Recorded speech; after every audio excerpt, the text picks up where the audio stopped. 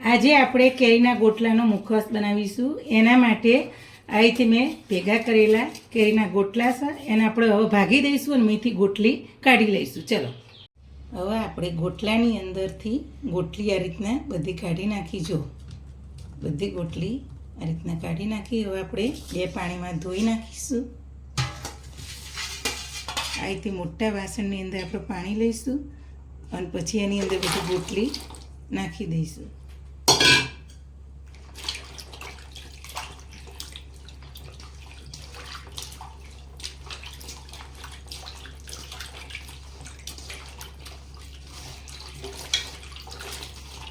આ રીતના 2 કે 3 પાણીની અંદર આપણે સરસ ગોટલી ધોઈ નાખવાની.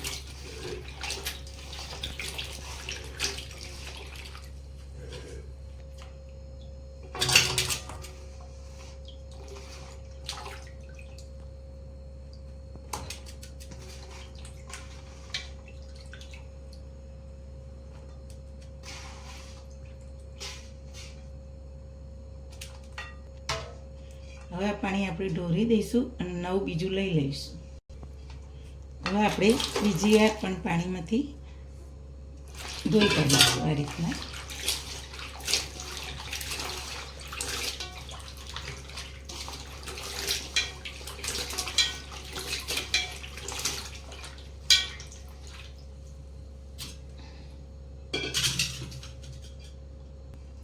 હવે આપણે સ્ટીલની તપેલીની અંદર પાણી લેવાનું અને આના 12 કલાક સુધી આપણે આની અંદર જ ગોટલી રાખવાની છે.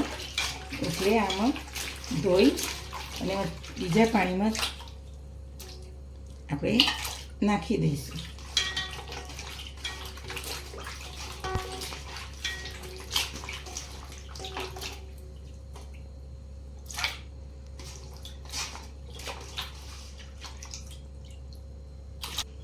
હવે આ પાણીની અંદર આપણે મીઠું નાખીશું.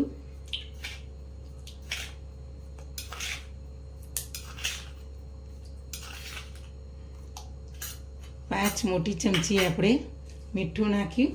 હવે આપણે એને આ રીતના હલાવી દઈશું. આને 12 કલાક આપણે અંદર પાણીની અંદર રાખીએ એટલે જે ગોટલીની કડવાશ હોય ને એ બધી નીકળી જાય.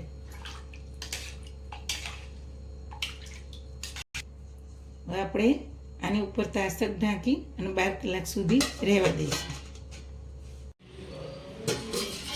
હવે આપણી ગોટલીના 12 કલાક થઈ ગયા. જો હવે આપણે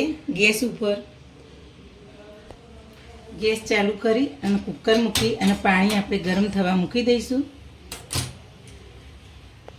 ત્યાં ઘડી આપણે ગોટલીને ધોઈ કાઢીશું. બીજા પાણીમાં આ પાણી કાઢી નાખીશું.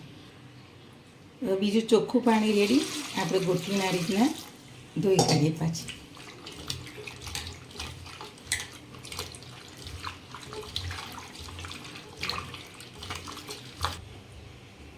હવે આપણે પાણી ગરમ થઈ ગયું એની અંદર આપણે ગોટલી નાખી દઈએ.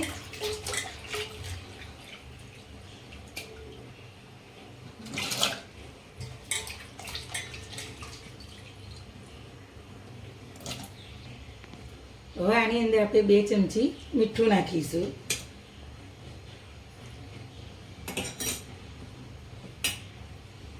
આપણે મીઠાને આ રીતના પાણીની અંદર મિક્સ કરી દઈશું.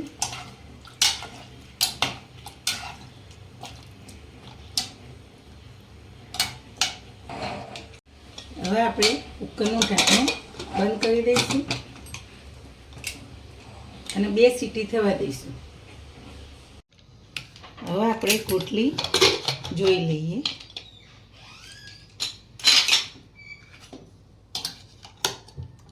જો આપણી ગોટલી સરસ બફાઈ ગઈ.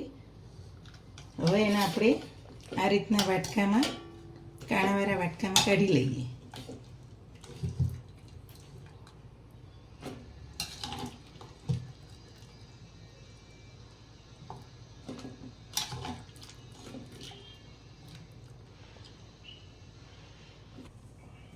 હવે આપણી ગોટલી બધી પાણીની અંદરથી કાઢી નાખી. હવે આપણે એને 10 મિનિટ ઠંડી થવા દઈશું. હવે આપણે ગોટલીને 10 મિનિટ થઈ ગઈ. જો સરસ ઠંડી થઈ ગઈ. હવે આપણે એને આ રીતના આપણે ચપ્પાની મદદથી સમારી દઈશું. તમારે જો ઊભી ચીરીઓ પાડવી હોય તો છીણીથી પણ છીણાય, છીણી મુખવાસ જેવી. અને આ રીતના પાડી તો આ રીતના પડાય.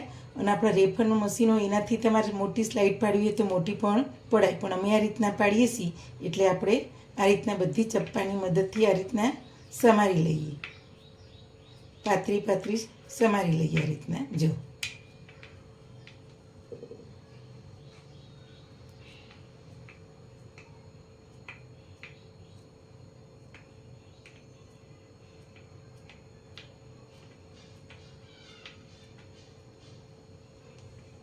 આ રીતના આપણે બધી હવે સમારી લઈશું.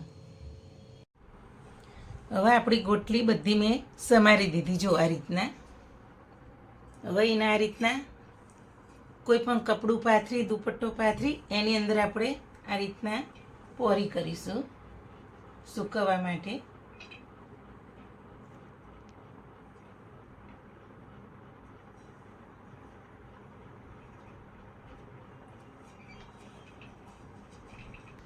હવે આ રીતના આપણે ચમચી કે કોઈ પણ સાધન લઈને આ રીતના ચમચો કે ગમે તે એ આ રીતના આપણે બધી ગોટલી થોડી થોડી પોરી કરી દઈશું એટલે જલ્દી સુકાઈ જાય.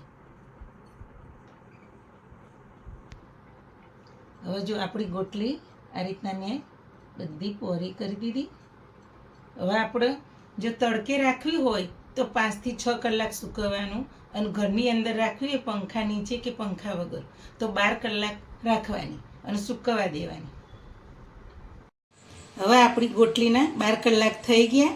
જો આ રીતના સરસ સુકાઈ ગઈ. જો હવે આપણે એને ઘીમાં શેકી લઈએ. ચલો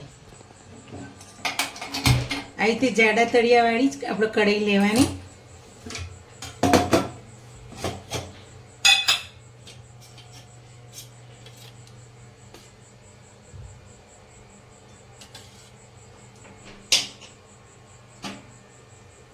આપણે મોટી 2 ચમચી ઘી લીધું. હવે ઘી આપણું ગરમ થઈ ગયું. અમે ગોટલી નાખી દઈશું.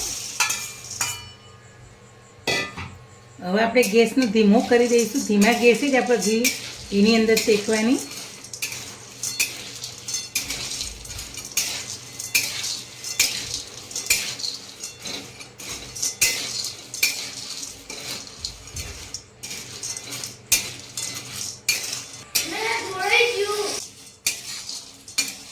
આપણે આ રીતના ધીમી ધીમી ગેસે શેકીશું. 10 થી 15 મિનિટ આપણે શેકવામાં થશે. હવે આપણી ગોટલી શેકાઈ ગઈ. ગેસ આપણો બંધ કરી દીધો. હવે એની અંદર આપણે સંચર નાખીશું.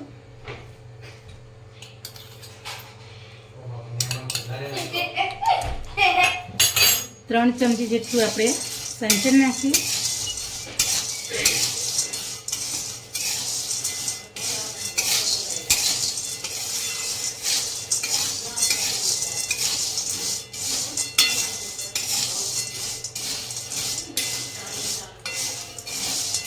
હવે આપણે 5 મિનિટ ઠંડુ થવા દઈશું. હવે આપણે ગોટલી જો ઠંડી સરસ થઈ ગઈ. હવે આપણે બાઉલમાં કાઢી લઈશું અને બીજી એરટાઈટ ડબ્બામાં ભરી લઈશું.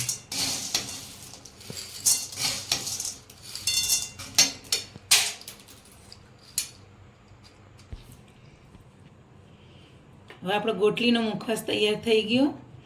મારી ચેનલને શેર કરજો, લાઈક કરજો, સબસ્ક્રાઈબ કરજો નવી નવી વાનગી જોવા માટે.